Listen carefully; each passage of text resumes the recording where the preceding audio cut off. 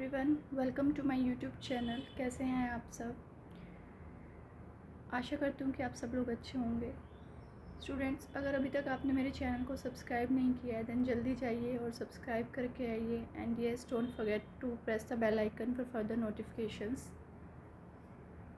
सो आज का जो हमारा कॉन्सेप्ट रहने वाला है वो रहने वाला है इंट्रोडक्शन ऑफ इकोनॉमिक्स। आज हम इकोनॉमिक्स के इंट्रोडक्शन से स्टार्ट कर रहे हैं और ये जो चैप्टर है, ये जो कॉन्सेप्ट है, ये यूजीसी नेट कैंडिडेट्स जो भी हैं उनके लिए, सीए फाउंडेशन वालों के लिए और साथ साथ क्लास 11-12 के कॉमर्स के बच्चों के लिए भी चैप्टर क्या है, बहुत रेलेवेंट रहने वाला है। तो एंड तक बनिए रहिएगा और अच्छे से समझिएगा। सो स्टार्ट करते हैं। Let's concept with the introduction of economics. देखिए, बहुत सारे सब्जेक्ट होते हैं। मैथ्स है जिसमें हम लोग अलजेब्रिक इक्वेशन के बारे में सीखते हैं। साइंस है, एक्सपेरिमेंट्स करते हैं। अकाउंट्स हैं, वहाँ पे हम अपने फाइनेंशियल स्टेटमेंट के बारे में सीखते हैं। ऐसे इकोनॉमिक्स भी अपने आप में क्या है, एक सब्जेक्ट है। तो हम देखेंगे कि इकोनॉमिक्स है क्या और हम इकोनॉमिक्स स्टडी क्यों करते हैं, उसके बाद हम आगे बढ़ेंगे। सो इकोनॉमिक्स भी जानने से पहले हम लोग देखते हैं इकोनॉमी क्या है। इकोनॉमी इज़ बेसिकली एक सिस्टम जो क्या करता है, विच प्रोवाइड पीपल, लोगों को क्या देता है, source of earning, source of livelihood. Economy क्या है, आपका सिस्टम है जो लोगों को एक सोर्स ऑफ लाइवलीहुड प्रोवाइड कर रहा है। जैसे हम अपने इंडिया में रह रहे हैं तो हमारी इंडियन इकोनॉमी क्या कर रही है, वो भी हमें अलग अलग तरीके से सोर्स ऑफ लाइवलीहुड प्रोवाइड कर रही है। जैसे बहुत सारे लोग क्या करते हैं, फार्मिंग, कोई शॉप खोल के बैठा हुआ है, कोई फैक्ट्री में काम कर रहा है, कोई माइंस में काम कर रहा है, कोई स्कूल में इंगेज्ड है, कोई हॉस्पिटल में इंगेज्ड है। तो ये सारी क्या है, आपकी इंडियन इकोनॉमी में, आपके सिस्टम में, यानी कि लोगों को जो क्या किया जा रहा है, यहाँ पे सोर्स ऑफ लाइवलीहुड प्रोवाइड किया जा रहा है। तो हम लोगों को क्या सोर्स ऑफ लाइवलीहुड कहाँ मिल रहा है, अपनी इकोनॉमी में ही मिल रहा है। तो हमारी इकोनॉमी में जो हमें सोर्स ऑफ लाइवलीहुड प्रोवाइड कर रही है, जिससे हमारी कंट्री में लोग क्या कर रहे हैं, इनकम जनरेट कर रहे हैं। हमारी कंट्री का प्रोडक्शन यहीं से हो रहा है, यानी जीडीपी यहीं से बढ़ रहा है। हमारी जितना हमें लाइवलीहुड मिलेगा, जितना सब लोगों के पास इनकम होगा, एम्प्लॉयमेंट होगा, हमारी कंट्री की उतनी ही क्या होती है, ग्रोथ। तो इसे अपने आप में समझना क्या इंपॉर्टेंट कॉन्सेप्ट हो जाता है। अगर आप इन चीज़ों को, इकोनॉमिक्स को नहीं समझोगे तो आप अपनी कंट्री की इकोनॉमिक ग्रोथ में कंट्रीब्यूशन नहीं कर पाते। तो और हमारी कंट्री की इकोनॉमिक ग्रोथ में किस तरीके से चीज़ें चलती है, वो चीज़ें हम यहाँ पे पढ़ने वाले हैं। जैसे आपने मैथ देखा होगा, वहाँ पे आपने बहुत सारी टेक्निकल टर्म्स मैथ की आती है। इंटीग्रेशन है, डिफरेंशिएशन है, अकाउंट्स पढ़ते हो आप लोग, प्रॉफिट एंड लॉस आता है, फाइनेंशियल स्टेटमेंट आते हैं, अकाउंटिंग इक्वेशंस आती हैं। तो वो अकाउंट की क्या है, लैंग्वेज है। ऐसे ही मैथ्स की लैंग्वेज है इंटीग्रेशन, अलजेब्रा, ज्योमेट्री, ये सब। हमारी इकोनॉमिक्स की भी अपनी एक लैंग्वेज रहती है, जहाँ पे आप इकोनॉमिक्स की डिफरेंट टर्म्स समझते हो, सुनने में आती है। डिफरेंट टेक्निकल टर्म्स आप यहाँ पे यूज़ करते हो, क्योंकि हर एक सब्जेक्ट की क्या होती है, अपनी लैंग्वेज होती है। ऐसे इकोनॉमिक्स की भी अपनी लैंग्वेज होती है, जहाँ पे आप सुनते हो डिमांड क्या है, सप्लाई के बारे में, what is market, what is national income, revenue, monopoly. All this are the basic terminology जो यूज़ की जाती है आपकी इकोनॉमिक्स के अंदर। बिकॉज इकोनॉमिक्स क्या है, अपने आप में एक डिफरेंट सब्जेक्ट है, एक डिसिप्लिन है, जिसकी अपनी ही क्या है, लैंग्वेज है। अभी आपने पढ़ा कि इकोनॉमी, हमारी इंडियन इकोनॉमी में क्या हो रहा है। हमारी इंडियन इकोनॉमी में हमने देखा भी कि बहुत सारी चीज़ें हो रही हैं जो, और एक ये ऐसा सिस्टम है जो हमें लाइवलीहुड प्रोवाइड कर रहा है। लेकिन इकोनॉमी में 3 एसेंशियल एलिमेंट्स रहते हैं, उनके बारे में पढ़ते हैं। वो एलिमेंट्स क्या है, देखिए, हमारी कंट्री में कोई ना कोई प्रोड्यूसर होता है जो क्या करता है, प्रोडक्शन करता है। प्रोडक्शन अगर कोई प्रोड्यूस कर रहा है तो कोई ना कोई उस प्रोडक्शन का क्या कर रहा है, कंजप्शन भी कर रहा है। यानी कि कंजप्शन का मतलब होता है उस प्रोडक्ट को जो उसने बनाया उसको यूज़ कर रहा है। अब उसको यूज़ करके कंज्यूमर ने तो कंज्यूम कर लिया, लेकिन प्रोड्यूसर को क्या होगी, इनकम। वो इनकम क्या करता है, खर्च नहीं करता, उसको कहीं ना कहीं क्या कर देता है, इन्वेस्ट कर देता है। अगर आपकी कंट्री में इन्वेस्टमेंट बढ़ेगी, यानी कि प्रोडक्शन बढ़ेगा, डिफरेंट काइंड ऑफ प्रोडक्शन बढ़ेगा, कहीं ना कहीं उसका कंजप्शन होगा, इनकम जनरेट होगी, फिर दोबारा इन्वेस्टमेंट। तो ये क्या है, सर्कुलर साइकिल है। जो क्या है, चलता ही रहता है।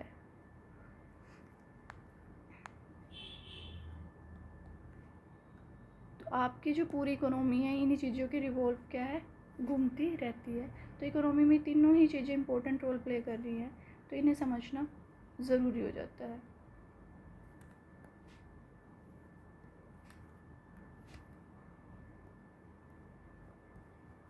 तो देखिए, अगर कंट्री में प्रोडक्शन होगा, यानी कि अगर एक बंदे ने भी क्या किया, फैक्ट्री ओपन की है, एक ने भी क्या किया, फैक्ट्री ओपन की। जैसे मान लीजिए मैंने फैक्ट्री लगाई, मैं अकेली तो फैक्ट्री रन नहीं कर सकती, मैं बहुत सारे लेबर लगाऊंगी उसमें, मैनेजमेंट के लिए स्किल्ड पर्सन भी लगाऊंगी। बहुत सारे लोगों को क्या मिलता है, फिर ऐसे एम्प्लॉयमेंट मिलता है, लोगों को एम्प्लॉयमेंट मिलता है, और इस तरीके से क्या होता है, लोगों की इनकम जनरेट होती है। इनकम होती है तभी तो वो कंजप्शन एक्सपेंडिचर कर पाते हैं। कुछ इनकम को वो कंज्यूम कर देते हैं, कुछ को सेव कर लेते हैं। जो पार्ट वो सेव करते हैं उसको अपने घर पे रखने की वजह से कहीं ना कहीं इन्वेस्ट कर देते हैं, जैसे आप लोग बैंक्स में कर देते हो। उससे क्या होता है, आपको डिपॉजिट जो कराया उस पर इंटरेस्ट मिलता रहता है, यानी पैसा बढ़ता रहता है। तो जैसे ही आपको इनकम होती है, जितनी कंट्री की इनकम होगी उतनी ही कंट्री की क्या होगी, ग्रोथ होगी।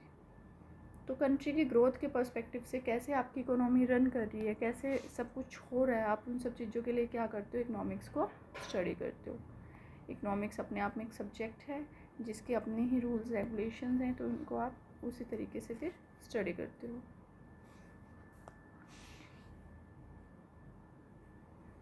तो एक क्वेश्चन और आता है हमारे यहाँ पे, व्हाई वी स्टडी इकोनॉमिक्स। हम इकोनॉमिक्स स्टडी ही क्यों कर रहे हैं।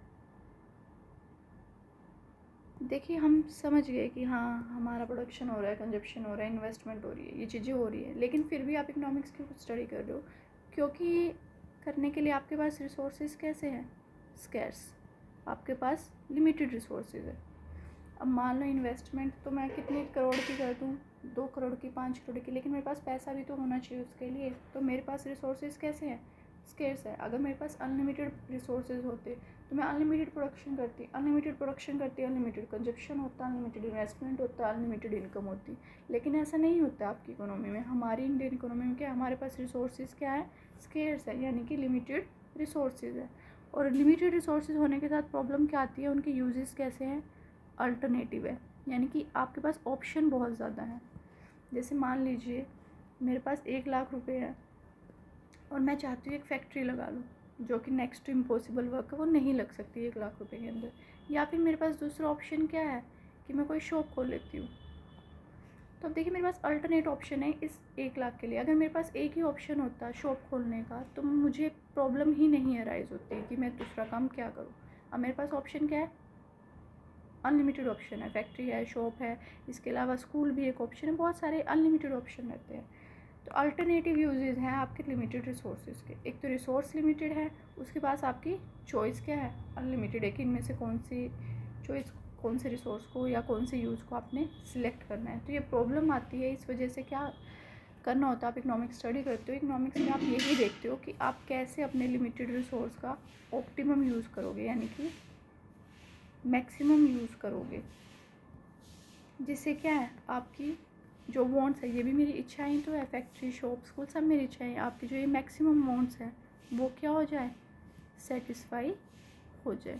तो इकोनॉमिक्स में आप क्या सीखते हो कि कैसे आप अपने अनलिमिटेड रिसोर्सेज का यूज़ करते हो अपनी मैक्सिमम वांट्स को सेटिस्फाई करने के लिए। ये थोड़ा सा अलग एग्जाम्पल हो गया था। इस एग्जाम्पल एक स्टूडेंट के पॉइंट ऑफ व्यू से सोचते हैं, आपके पॉइंट ऑफ व्यू से सोचते हैं हम लोग। जैसे मान लीजिए आपकी जो पॉकेट मनी है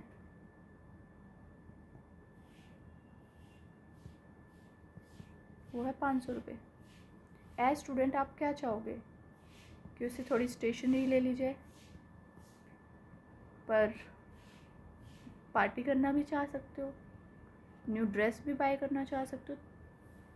तो आप यहाँ देखिए, यहाँ पे आपका रिसोर्स जो कि 500 रुपये है वो क्या है, स्कार्स, यानी कि आपका रिसोर्स क्या है, लिमिटेड। लेकिन उस रिसोर्स को खर्च कैसे कर सकते हो, उसके लिए क्या है, अल्टरनेटिव ऑप्शन, यानी अल्टरनेटिव यूजेस। इंसान, ह्यूमन टेंडेंसी आपकी ऐसी ही होती है कि जैसे आपकी एक वांट सेटिस्फाई होती है, आप दूसरी के पीछे बढ़ जाते हो, आप दूसरी को सेटिस्फाई करना चाहते हो। तो इसीलिए हम क्या करते हैं, इकोनॉमिक्स स्टडी करते हैं। कि हम अपने लिमिटेड रिसोर्स के साथ कैसे अपनी मैक्सिमम वांट्स को सेटिस्फाई कर सके। इससे क्या होगा, आपके रिसोर्सेज का भी ऑप्टिमम यूज़ होगा और आपकी मैक्सिमम वांट्स भी सेटिस्फाई हो जाएगी। तो इकोनॉमिक्स में ह्यूमन बिहेवियर को ही यहाँ पे स्टडी किया जाता है। तो आपको समझ आया होगा कि इकोनॉमिक्स क्यों स्टडी की जाती है। इसी चीज़ को थोड़ा और इलेबोरेट करते हैं, आपको थोड़ा और अच्छे से समझाते हैं। उसको समझने के लिए आप स्टडी करेंगे सेंट्रल प्रॉब्लम ऑफ इकोनॉमी। आपकी इकोनॉमी की कुछ प्रॉब्लम्स हैं, उनको रिजॉल्व करने के लिए आप क्या करते हो, इकोनॉमिक्स को स्टडी करते हो। सबसे पहले जो आपकी प्रॉब्लम आती है वो आती है व्हाट टू प्रोड्यूस। देखिए, प्रॉब्लम अराइज होने के दो ही कारण हैं, स्कार्स रिसोर्सेज और फिर रीज़न रहता है आपका अनलिमिटेड वांट्स और अल्टरनेटिव यूजेस। देखिए, अगर मेरे पास रिसोर्सेज लिमिटेड ना होते ना तो मैं जितना भी चाहती हूँ उतना प्रोडक्शन कर सकती थी, मुझे कोई प्रॉब्लम नहीं आती, अनलिमिटेड इनकम होती। पर रिसोर्सेज ही क्या है, स्कार्स है, तो जो चाहती हूँ वो हर चीज़ नहीं कर सकते। इसीलिए इकोनॉमिक्स को आप स्टडी करते हो कि कैसे आपको इकोनॉमी को, अपनी इंडियन इकोनॉमी को, अपनी कंट्री को बैलेंस करके चलना होता है। तो अगर अब पढ़ेंगे हम इसमें सेंट्रल प्रॉब्लम ऑफ इकोनॉमी की हमारी इकोनॉमी की क्या प्रॉब्लम है। सबसे पहले प्रॉब्लम आती है आपकी व्हाट टू प्रोड्यूस की, क्या बनाया जाए। देखिए, रिसोर्स लिमिटेड है, मैं जितना चाहती हूँ उतना तो प्रोडक्शन नहीं कर सकती, तो मैं यहाँ पे क्या डिसीजन लिया जाता है अपने लिमिटेड रिसोर्सेज के हिसाब से कि क्या बनाना है। कैपिटल गुड्स प्रोड्यूस करनी है। कैपिटल गुड्स मतलब ऐसी गुड्स जिनका प्रोड्यूसर यूज़ करता है फर्दर प्रोडक्शन के लिए। जैसे कि मुझे मशीनरी लेनी चाहिए, मशीनरीज़ का प्रोडक्शन करना चाहिए ताकि मेरी कंट्री में प्रोडक्शन बढ़े। या फिर कंज्यूमर गुड्स जो एक कंज्यूमर यूज़ करता है उन्हें बनाना चाहिए। जैसे कि हम लोग क्या यूज़ करते हैं,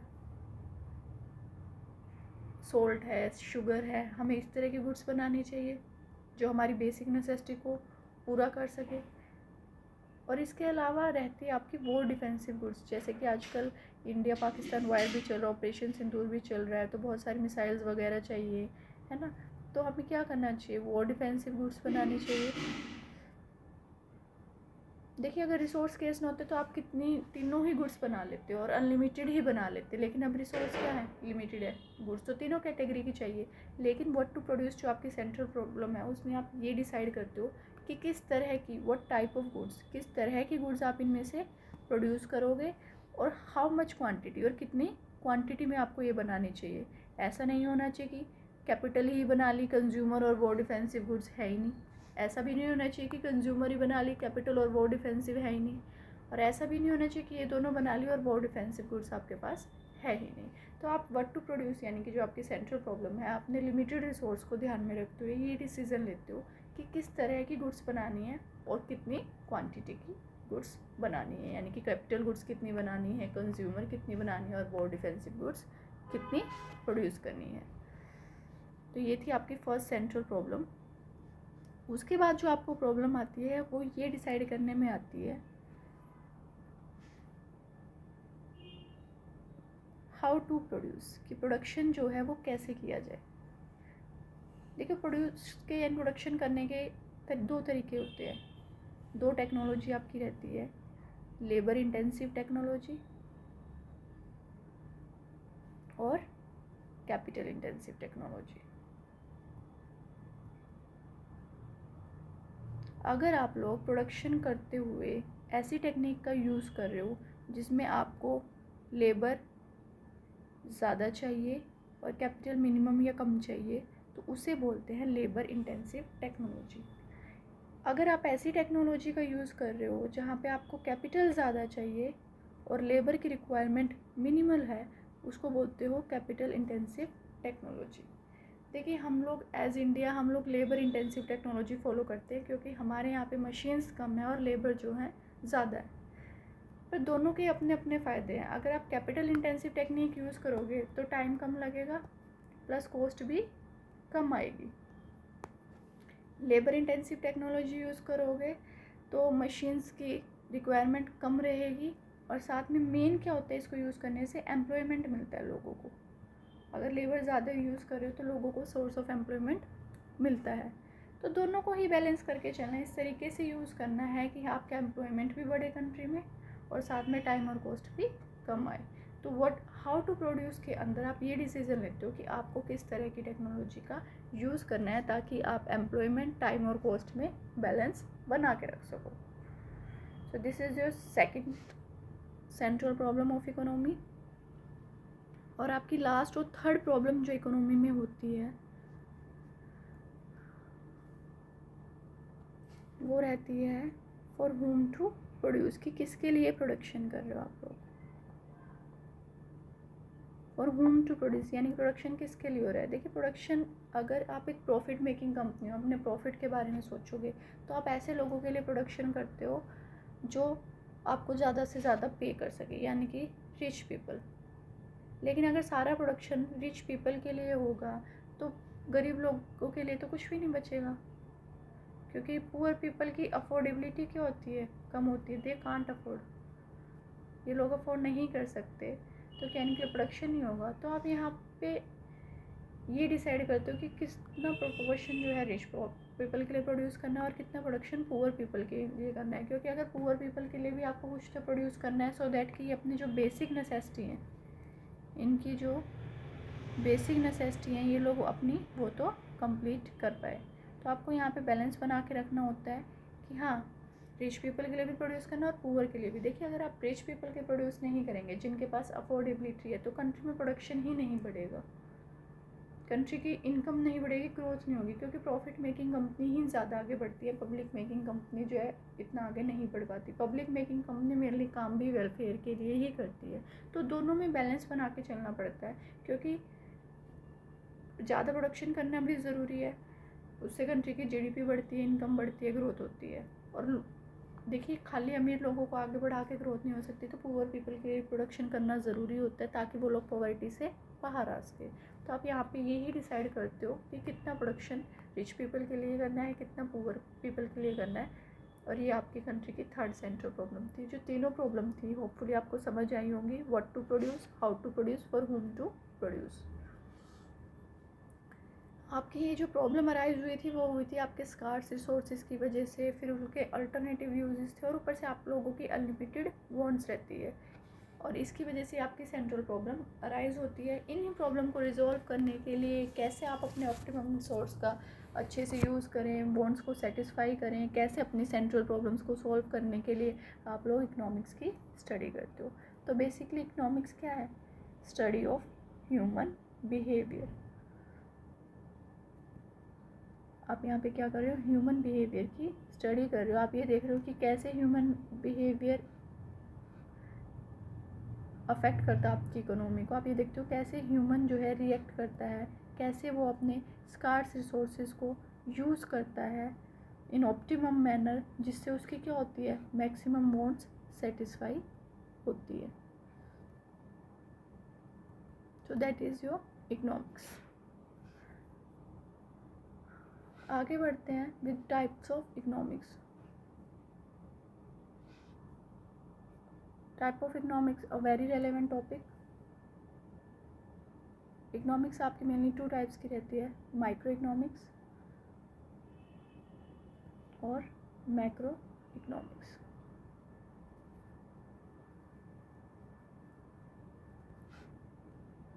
माइक्रो का मीन्स रहता है स्मॉल, मैक्रो का मतलब होता है लार्ज. तो अगर आप जो अपनी इकोनॉमिक प्रॉब्लम को, जितनी भी आपकी अभी इकोनॉमिक प्रॉब्लम्स आपने पढ़ी, उनको स्टडी कर रहे हो इंडिविजुअल लेवल पे, जैसे मैं कहूँ राम की इनकम इतनी है, या मैं कहूँ राम की डिमांड इतनी है, तो मैं किसकी बात कर रही हूँ, सिर्फ एक इंडिविजुअल की बात कर रही हूँ. तो अगर मैं इकोनॉमिक प्रॉब्लम स्टडी कर रही हूँ एक इंडिविजुअल लेवल पे, उसको बोलते हैं माइक्रो इकोनॉमिक्स. लेकिन अगर मैं यही इकोनॉमिक प्रॉब्लम्स को स्टडी करती हूँ एग्रीगेट लेवल पे, एग्रीगेट लेवल यानी कि टोटलिटी बेसिस पे, आपकी इकोनॉमी के बेस पे, अगर मैं कहूँ कंट्री में, यानी कि कंट्री में आपकी एग्रीगेट डिमांड कितनी है, तो वो क्या होगी आपकी मैक्रो इकोनॉमिक्स. तो माइक्रो जैसे नाम से ही क्लियर है, माइक्रो मीन स्मॉल, और इकोनॉमिक्स आपने क्या पढ़ा कि स्टडी ऑफ ह्यूमन बिहेवियर, कि कि कैसे वो अपना ह्यूमन बिहेवियर, कैसे ह्यूमन रिएक्ट करता है अपने लिमिटेड रिसोर्सेज के साथ कि उसकी वांट सेटिस्फाई हो जाए, कैसे वो रिएक्ट कर रहा है अपने इकोनॉमिक प्रॉब्लम को रिजॉल्व करने के लिए।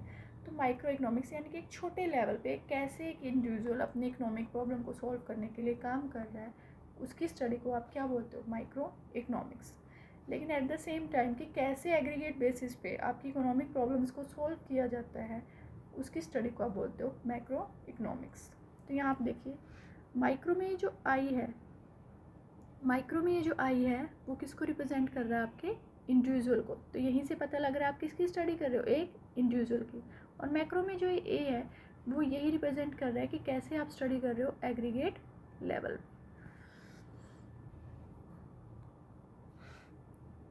होपफुली आपको मीनिंग क्लियर हो गया होगा। थोड़ा और आगे बढ़ते हैं। देखिए माइक्रो इकोनॉमिक्स के अंदर हम लोग जो है ये डिसाइड करते हैं कि कंट्री में प्राइस कैसे फिक्स किया जाता है किसी भी प्रोडक्ट का, तो इसीलिए इसे प्राइस थ्योरी के नाम से जाना जाता है। और मैक्रो में आप लोग ये डिसाइड करते हो कि आपकी कंट्री का इनकम लेवल क्या है, एम्प्लॉयमेंट लेवल क्या है, इसलिए इसको आप इनकम एंड एम्प्लॉयमेंट थ्योरी का नाम भी दे देते हो। अब कुछ एग्जांपल्स देखते हैं इसके। जैसे अगर मैंने कहा राम की डिमांड क्या है, यानी कि एक इंडिविजुअल की डिमांड की, या हो सकता है एक छोटी सी मार्केट की मैं बात कर सकती हूँ, तो इंडिविजुअल या मार्केट डिमांडें आ जाएंगी। या फिर मैं कहूँ राम कितनी सप्लाई करता है अपने प्रोडक्शन की, या राम की इनकम क्या है, ये सारे क्या है आपके माइक्रो इकोनॉमिक्स के कॉन्सेप्ट है। और यहाँ पे अगर हम बात कर रहे हैं राम की इनकम की नहीं, मैं कह रही हूँ नेशनल इनकम क्या है, तो वो क्या हो जाता है आपका मैक्रो इकोनॉमिक्स। देखिए जब आप माइक्रो इकोनॉमिक्स स्टडी करेंगे तो आप ये मान के चलते हैं, आप ये एज्यूम करके चलते हैं। एज्यूम का मतलब होता है कि कुछ चीज़ें आप मान के चलने वाली होती है। तो आप ये मान के चलते हैं कि जितने भी मैक्रो के वेरिएबल्स हैं, नेशनल इनकम है या फिर आपके एम्प्लॉयमेंट है, वो सब क्या है, कॉन्स्टेंट है। जब आप माइक्रो पढ़ रहे हो तो आप मानते हो कि मैक्रो के वेरिएबल्स क्या हैं, कॉन्स्टेंट है, उनमें कोई भी चेंज नहीं आ रहा। और जब आप मैक्रो पढ़ते हो तो आप ये मान के चलते हो कि माइक्रो के जितने भी वेरिएबल्स हैं वो क्या है, कांस्टेंट है, और जो भी चेंज आ रहा है वो किस में आ रहा है, मैक्रो के वेरिएबल्स में आ रहा है। तो एग्रीगेशन मेनली मैक्रो इकोनॉमिक्स में होता है, और इंडिविजुअलिटी की आप बात करो तो वो माइक्रो के अंदर चलती है। पर दोनों ही इकोनॉमिक्स क्या हैं, समवेयर एक दूसरे पे डिपेंडेंट है। आपका मार्केट प्राइस डिसाइड होता है जब मैक्रो के अंदर, या आपकी नेशनल इनकम डिसाइड होती है, वही तो बढ़ती है जाके माइक्रो में। ऐसे ही क्या होता है, अगर मैं मैक्रो में नेशनल इनकम कैलकुलेट करना चाह रही हूँ, वो नेशनल इनकम कब बनेगी, जब मैं राम की इनकम, श्याम की इनकम, सबकी इनकम, जितनी भी आपकी कंट्री में लोग रह रहे हैं उनकी इनकम का टोटल करती हूँ, तभी तो क्या बनती है, मैं नेशनल इनकम बनती है। तो ऐसे मैक्रो जो है माइक्रो पे डिपेंड करती है, और माइक्रो भी मैक्रो पे डिपेंड करती है, क्योंकि बहुत सारे लॉज हैं, जैसे लॉज ऑफ डिमांड है, लॉ ऑफ सप्लाई है, वो सब हमारे पहले हमने एग्रीगेट लेवल पे स्टडी की है, फिर ही उनकी इंडिविजुअल स्टडी हुई है। तो मैक्रो और माइक्रो क्या है, दोनों ही इंटरडिपेंडेंट है, दोनों ही क्या कर रही हैं, एक दूसरे पे डिपेंड कर रही हैं। एट द सेम टाइम एक इम्पोर्टेंट टॉपिक रहता है micro economics versus macro economics paradox. Paradox का मतलब क्या रहता है कि कोई चीज़ें ऐसी होती हैं जो एक के लिए तो सही हैं लेकिन दूसरे के लिए क्या है, गलत है। बहुत इंपॉर्टेंट टॉपिक है ये। जैसे माइक्रो, एक इंडिविजुअल के लेवल पे अगर मैं बोलूँ तो उसे क्या करनी चाहिए, सेविंग करनी चाहिए, दैट्स गुड फॉर हिम, उसे अपना डिपॉजिट मिलता रहेगा। लेकिन अगर सब लोग, मैक्रो में एग्रीगेट लेवल पे यही चीज़ बोलूँ कि सब लोगों को क्या करना चाहिए, सेविंग करनी चाहिए, तो अगर सब लोग पैसा बचा के बैठ जाएंगे तो कंजप्शन कौन करेगा, और अगर कंट्री में कंजप्शन नहीं होगा तो आगे इनकम कैसी होगी, इन्वेस्टमेंट कैसे होगा, प्रोडक्शन कैसे होगा, एम्प्लॉयमेंट कैसे होगा, और कंट्री की ग्रोथ कैसे होगी। तो इसीलिए देखिए माइक्रो पे जो एक चीज़ सही लगती है, मैक्रो पे वही चीज़ हमें क्या लग रही है, गलत। तो इसको बोलते हैं पैराडॉक्स, यानी कि क्या है, कोई कॉन्ट्राडिक्टरी स्टेटमेंट अराइज हो रही है जबकि दोनों ही स्टेटमेंट क्या है, सही है। जैसे माइक्रो के लेवल पे सेविंग करना एब्सोल्युटली करेक्ट, एक इंडिविजुअल यही चाहता है कि वो ज़्यादा से ज़्यादा सेव करे ताकि अपना फ्यूचर सिक्योर कर ले। लेकिन वही चीज़ अगर सब लोग करने लग जाएंगे तो कंट्री की जो विटल प्रोसेस है, विटल एलिमेंट जो आपने इकोनॉमी के पढ़े, प्रोडक्शन, कंजप्शन, इन्वेस्टमेंट, वो सब क्या होते हैं, रुक जाते हैं। तो इसीलिए हमें दोनों के बीच में बैलेंस बना के चलना पड़ता है. So students, this is your introduction class of economics. Hopefully आपको समझ आई होगी. कोई डाउट हो तो कमेंट सेक्शन में डाल दीजिएगा और बने रहिएगा इसी तरह. और ज़्यादा से ज़्यादा चैनल को सब्सक्राइब कीजिए. क्लास अच्छी लगी हो तो लाइक कीजिए. And thanks for watching.